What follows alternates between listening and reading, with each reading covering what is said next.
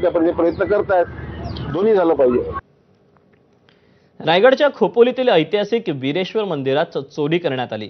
पहाटे 3च्या दरम्यान अज्ञात चोरट्यांनी मंदिराच्या मागील दरवाजातून प्रवेश करून भगवान शंकराच्या पिंडीवरील सुमारे 12 किलो वजनाचे आणि अंदाजे 20 लाख रुपये किमतीचे चांदीचे दागिने चोरले.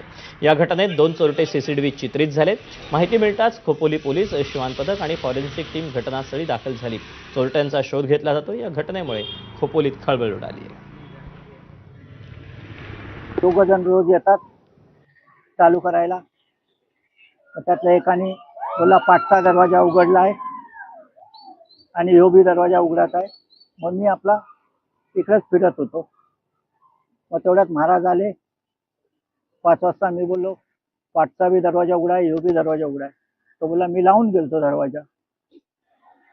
मग आम्ही दोघं आतमध्ये गेलो तर आतमध्ये ही या साईडला तो दरवाजा आहे, त्याला तारांनी बांधलेलं. मग ते तार खोलली महाराजांनी. आम्ही दोघं आतमध्ये गेलो. मग वरती नाही गेलो. वरती तो महाराज जाऊन आला. त्यांनी बघितलं, बोलला झालंय काम, कुणाला आतमध्ये सोडायचं नाही.